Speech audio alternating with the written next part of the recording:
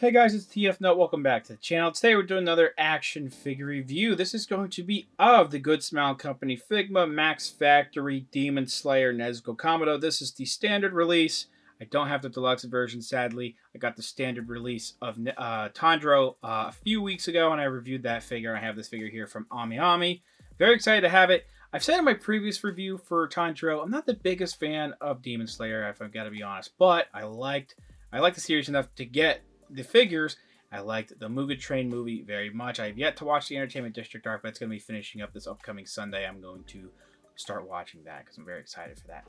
Anyway, let's just go ahead and jump right into the figures box here. Top half on the left, you see an image of the figure. You do have some of the contents in the figure being shown on the right side. Some of it is being blocked by the box, as you can see though. Top right says Max Factory. Towards the bottom half here, it says product number 508. Figma, as well as the Demon Slayer logo, Nezuko Kamado, as well as the Aniplex sticker logo on there. On this side here, it's just a walking image of Nezuko on a pink backdrop, looking very good. We do have Nezuko Kamado and Figma towards the bottom there. And we do have a fighting pose of Nezuko on this side here. It's pretty much the same thing on the bottom where it says Nezuko and Figma. On the top, you can see a fighting pose of Nezuko. You do have the Demon Slayer logo also on the top right. Max Factory, Figma, and whatnot that we've seen throughout the whole box. Pretty much the same on the bottom here, but we do have a barcode on this side this time in case you need that barcode. And just giving you an overall look at the back here, we do have some very nice poses and images of this figure that you can get some poses in, all the alternate accessories and whatnot, as well as this is for ages 15 and up, and I believe a lot of legal warnings and whatnot. Let's go ahead and get this figure out of the packaging. So here's Nezuko out of the packaging. Pretty good figure. I have some problems with using some of the alternate parts, mostly like the skirt piece. And there's some few loose joints that are not really to my liking on this figure, but it's overall very nicely done. Let's go ahead and take a look at the accessories that she comes with, and we'll take a closer look at the figure. So here's the operation manual for Nezuko here. Just shows you all the different parts and pretty much how to attach different parts. And then we also have another piece of paper here, which this face is not. This figure doesn't come with this face, but it shows you how to use the alternate pieces for the face and how to properly swap pieces. Now, similar to Tanjiro, we have a figure here that doesn't really come with that much stuff, honestly, and of course, more stuff with the deluxe version, paying a little bit more for those special effects and whatever else she actually comes with. I don't remember exactly, but still some pretty good stuff here. First of all, what a lot of Figmas come with are these Figma bases. It says Figma right there, which in my previous video, I never knew if these were clear or always looking kind of, hazy. They, I believe, have almost always looked like this. From the ones I've seen in the past, they all kind of look like this little haziness. You can see made in China, floatable right there, adjustable neck, bends here, bends here. An adapter piece right here that can pop off, and it also bends here. Very standard Figma base that we get a lot of. We also get a wrist peg right here for Nezuko, which I don't know what's going on. There we go. Went in focus for a second. Just one wrist peg though. I wish we came with two, just in case. We have a little Figma baggie so you can store all of your accessories. Just a little Ziploc bag. Now, let's start off with the alternate face here that I'm already dropping. And this here is the angrier Nezuko face with some veins popping out of her head, as you can see there. I think this looks amazing, man. Look at that. Looking really good. The eyes are nicely printed. They look very good. As well as the eye, basically the eyeliner and eyebrows too. And the teeth came through with a nice paint on there. Some more veins on her cheeks right there. Her ears are also really well done. We also have this piece right here, which, this is the, bamboo muzzle. I believe this is only going to be working for this one here, because the way this is formed, how you can see actually some bite marks sculpted on the green there, and it's not gonna. I've tried on the alternate head. They're not really interchangeable. You could maybe make it work, but best idea not to mess around with it. Anyway, that's what that looks like. I'll show off some images towards the end of the review that I usually do with the alternate pieces here. And the bamboo piece here. First of all, just be careful with the brown here and the green going, rubbing off onto the skin tone. That could always be a problem. There is, you see that tab right there, which tabs into the back of her face. The way they did this is actually really cool, the way that they've engineered this and whatnot. And then again, you can see the green, some stretching going on for the bamboo muzzle there, yeah. So let's go over these alternate pieces. These are more dynamic skirt pieces for when she's kicking, as you saw on the front. Lots of really nice sculpting. All these lines in here. We have a little bit of this off-white, pinkish white wrinkling going on here on the white. And these pieces here are to prevent shrinking for the holes. So that's pretty nifty. They're marked as left and right, just in case. You need to figure out which one's which. We have a Figma hand tree that just says Figma right there, and we have a bunch of alternate hands I'm actually going to keep on here for now. As you can see, there's not much paint. I mean, it's painted in this color, the skin color she has. But you can kind of see the fingernails, I guess, but that's about it when it comes to detail on the hands. So that's what those more claw attacking hands look like. She comes with a package of the flat hands. These are more, these are fists, and you can actually see the pointier nails on her. That's what the back looks like. Again, these are basically these type of gripping hands. I believe I don't know what the deluxe version comes with. But I think that's what the for this other accessories, that's what that's for maybe. And we also have these more relaxed hands here. So overall, pretty decent amount of hands, I think, at least. Pretty decent amount of accessories for the basic version. Again, it doesn't come with as much as the deluxe version, though. So some of the stuff they did similarly with Tanjiro, they did with this figure here. First of all, let's just jump right into the face sculpt. We have the nice, cuter expression going on here. Now, as you can see, her mouth is showing. That's because I don't know what is going on. This thing likes to droop down. What you'll probably want to do eventually is heat up this muzzle piece and bend it ever so slightly. You know what? Let's pop the face off so I show you. So the muzzle piece, as you can see, which being very careful when you're slipping it through the chin there. Try not to paint rub or anything. Let's see. I don't think I got anything on there. I got something on her cheek earlier, and I had to scratch it off with my fingernail. I was very nervous about that. That's what that looks like, these little grooves going on in there. These little soft plastic pieces for the hair. You can see the dyed, I don't know if these are dyed actually, but the little highlights towards the bottom of the strands of her hair. Nice little ribbon. Very cute ribbon in her hair. You can see your face right there. Very nice. The printing on the eyes and the mouth right there. Just a blank expression. Very cute looking. We have the muzzle piece here. And like I said, there is actually, a difference between this one and this one here. There's more bite marks, or more ridges really on the one on the left. That's for the biting face.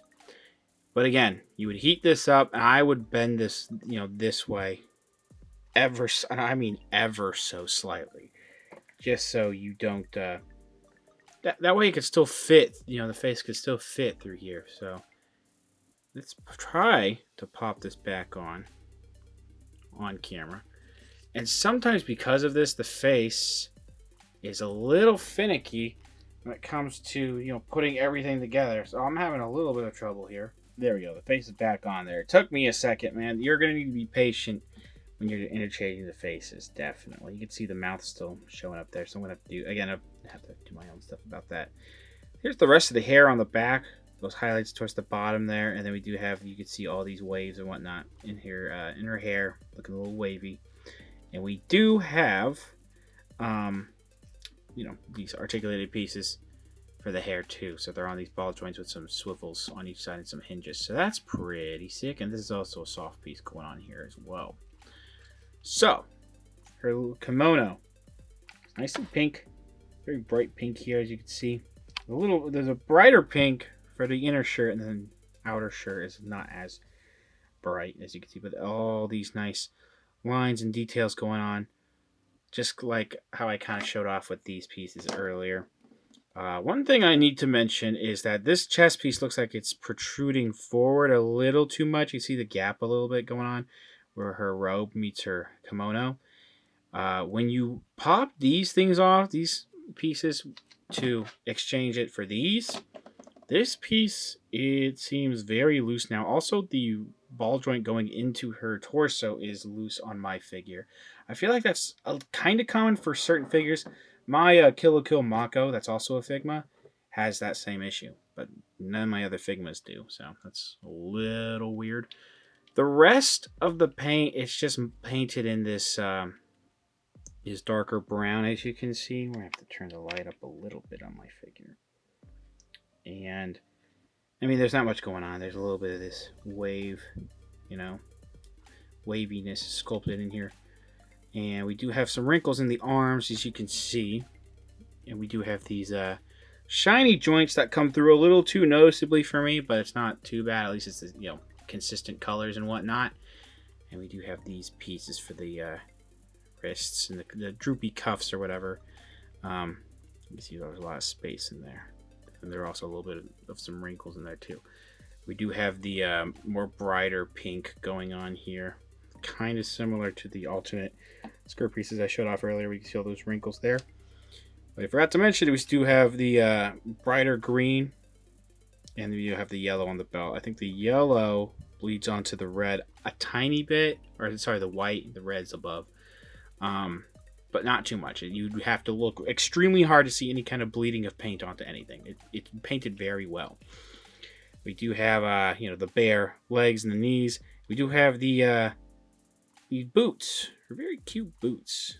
And that's what the back looks like with the boots. They look like ribbons tied off there, just as white paint. And then her sandals. Looking really nice, as you can see there. See the little indents where the toe and the rest of the toes are. The big toe, I should say. You know, the rest of them. So, yeah. Look at her. It's very cute. It's definitely Nezuko, man. Articulation is similar to Tantra's, if not the exact same. So, she does have a ball joint going into the neck as well as into the head, but it's actually going outward this way instead of like all the way into the head. But it does have a hinge, and this thing is going to fall off. So, there we go. The down motion is pretty decent. It's a little, this head, it seems, it's actually the neck that's loose. So I'm not sure what's going on there. So the neck, this bottom neck going into the torso actually pivots on its own forward and back. But you do have all this range of motion for swiveling side to side. I did also show off the range of motion for the hair pieces that can also swivel here and go, you know, the hinge and whatnot. The arms can go, you know, kind of, they're a little stiff on mine. Go in and out, and then swivel, and they can go a little bit forward and back. We have a single joint elbow that actually bends really well, as well as a swivel here. There's also actually a separate swivel going into the elbow, or sorry, the shoulder too. It's a little stiff on mine, so man, that's just starting to fall off. We do have a hinge here, a swivel. It's the very basic imports wrist articulation where it can swivel and hinge in different areas. Again, here's a swivel here if you need to see that. Ball joint waist, so backward that much, forward kind of, side to side slightly, and then there's the swivel there. As you can see, this piece is very, very loose, this part right here. Now we get, I have to take a bunch of stuff apart, but you can see just how they covered up a bunch of plastic for the engineering here. There's a separate ball joint around here at the waist. It can go a little bit like this, you know, side to side. That's where it gets pretty loose like that, so that's not amazing. I think we have a little bit of upper thigh swivel, but also T-joint legs that go forward, back, in and out. Be careful because some of the paint might scuff on the skin tone. We do have a single joint knee. We have I think it swivels mostly towards the shin and not much up the upper part of the knee. But the single joint at the knee is still pretty decent. Swivel at the ankles, forward and back, a little bit of a pivot, and we do have a toe hinge there. And I forgot to mention, here's what the bottom of the feet look like with detail. So I think they look really nice. And I always forget, her robe actually has articulation that can, swivel in and out and swivel like this, and hinge actually forward and back, so you get some flowing motion. You can actually see some of the inner workings of how the action figure works like that. I got some size comparisons for you guys. On the far left, that is the newer Goku Black from SH Figure Arts Bandai Tamashii Nations. Right next to her is her brother Tanjiro from the Figma line. And on the far right, as you can see, we do have standard size Black Series and Marvel Legends figures. for comparisons. Figma's are pretty short. She's a little bit shorter than Tanjiro, so you can see just how much these other figures tower over them. So overall, I do think that this is another pretty good figure from Figma for the Demon Slayer line. I do have some issues mostly with those joints and the waists mostly being a little loose. It can be a little bit hard to do certain poses without the stand, definitely. But also, her skirt pieces are a little bit hard to move, basically just to use, honestly. I tried to do the kick, as you can see here, and it's a little difficult because those pieces going on there are difficult to put on. And then, maneuvering them around so that way you don't see like the inner workings of the figure. It's a little bit difficult. Other than that, pretty good amount of hands and accessories and decent articulation everywhere else. Very good paint apps, and it's a very nice looking figure. If you need this figure, I think it's still available at certain retailers. I'll try to leave some links down in the description below. I got mine for a little over 90 bucks, I think, on Amiami. It may be pushing 100, but I think it's like 65 to 70 before the shipping, and the shipping can be pretty expensive. So that's pretty much it. Thank you guys for watching. Please subscribe to the channel if you haven't already. Comment down below what you think about the figure, what you think about the review. Leave a like, share amongst your friends, and I'll see you guys later.